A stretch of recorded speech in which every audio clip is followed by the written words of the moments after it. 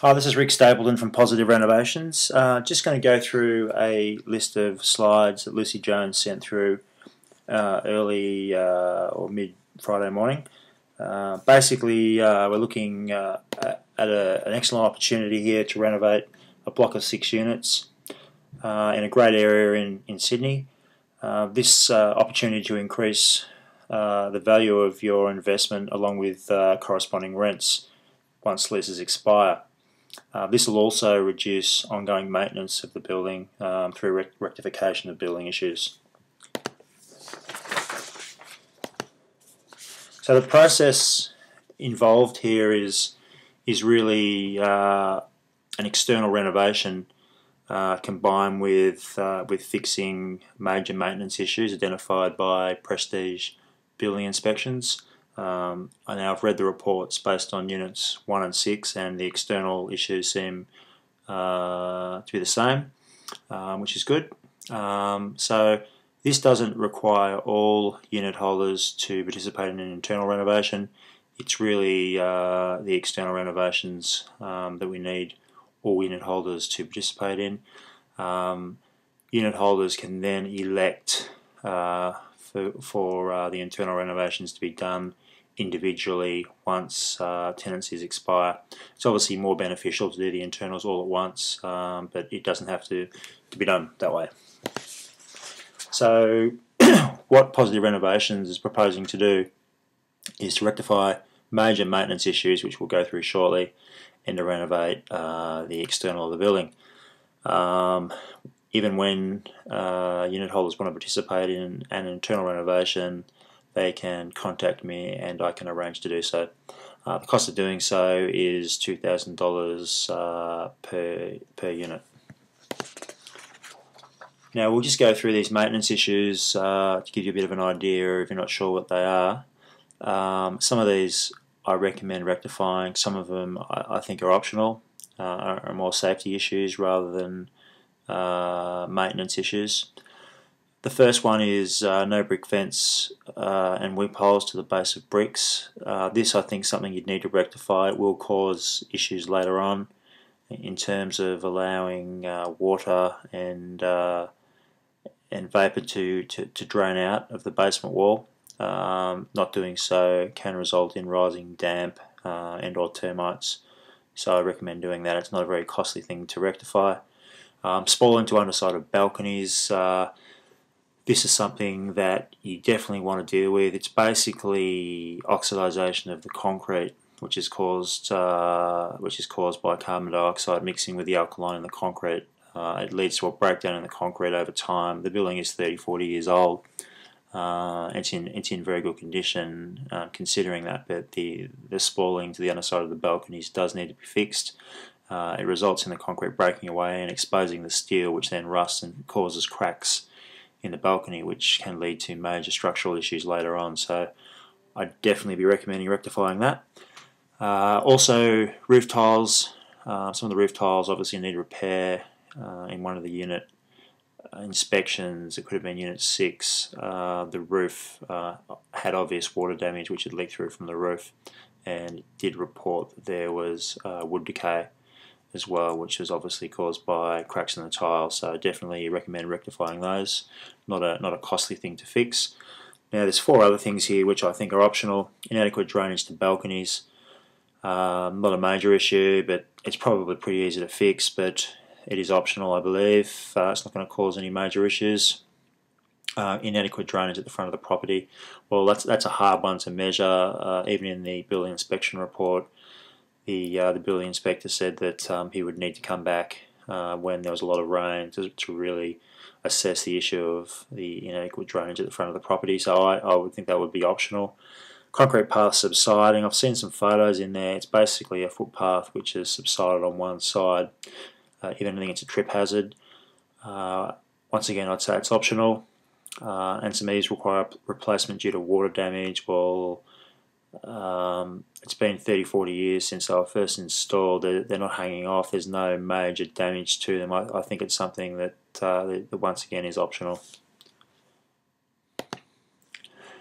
Now, in terms of the external renovation, what what I consider to be appropriate after speaking to a couple of local agents, which Adam Trevenant organised for me, the acquisition manager for this block of units. Both agents agreed that painting the outside of the building would definitely help add to the appeal of the unit block.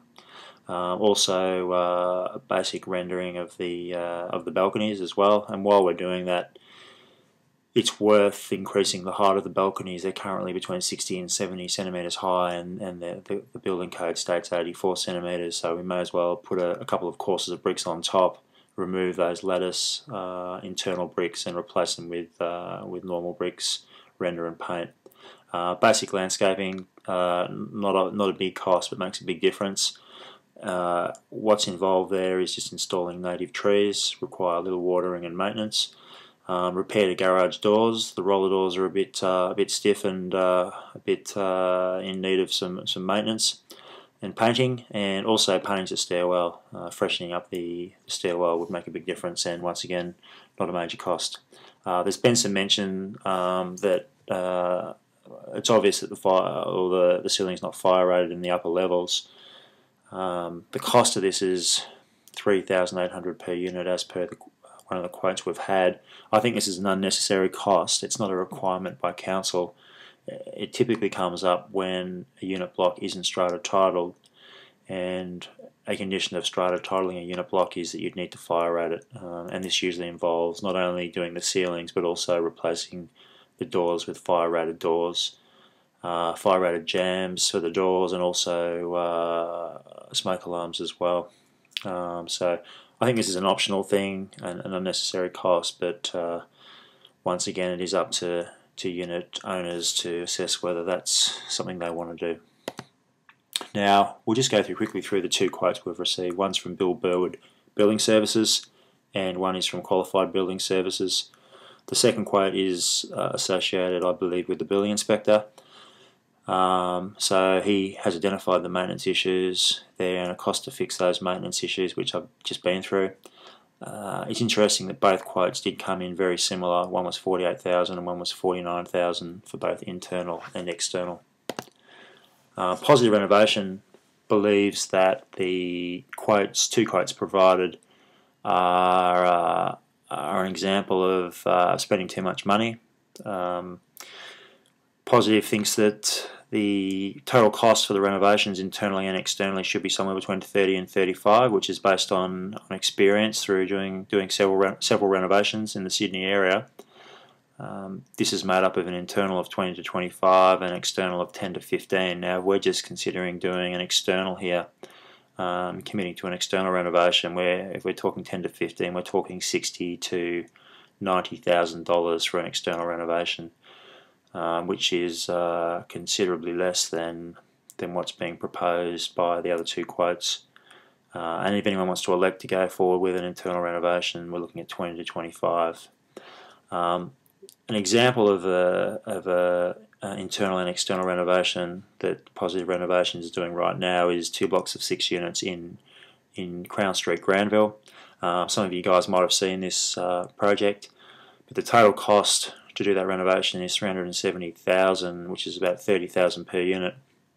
Now that price is backed by a fixed price building contract by a builder and has been checked by a quantity surveyor, and it also included fire rating the ceilings and replacing doors, smoke alarms, front fence with electric gates, and fixing up garages. So you can see what you can get for $30,000. It gets you a fair way.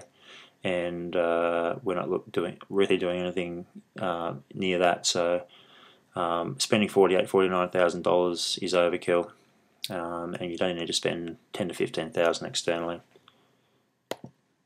Now the action plan here is really just to make sure we can get an agreement from all unit owners to commit to an external renovation, which would also involve fixing the major maintenance issues. Once we have an agreement, I think the best way to do that would be to email Lucy Jones and let her know that you're committed to it. If you have any questions, you can email myself or Lucy, and we can get answers, or speak to your private client manager. once there's a commitment in place by all 6 unit holders, we would then need the project management agreement signed, which I sent through on Tuesday or Wednesday, and we would then tender for quotes. And what's involved there is putting an ad in the Sydney Morning Herald and basically putting a tender in the tender section, and I expect to receive somewhere between 6 and 12 quotes. From that, we could then select the most competitive price and organise a basic building contract. Funds are then deposited into the body corporate trust account, and works commence. Once works commence, I will visit the site on a weekly basis and provide a project management report, so you can keep abreast of what's going on with your renovation. So to sum this up, this is an excellent opportunity here to do a renovation on your recently purchased unit. I think it's a great way to add further value to your already great purchase and increase the rental returns of your investment as well. So once again, here's my details. You can email me at rick.stapleton@positiverealestate.com.au, or if it suits you better, give me a call on my mobile phone. Thanks.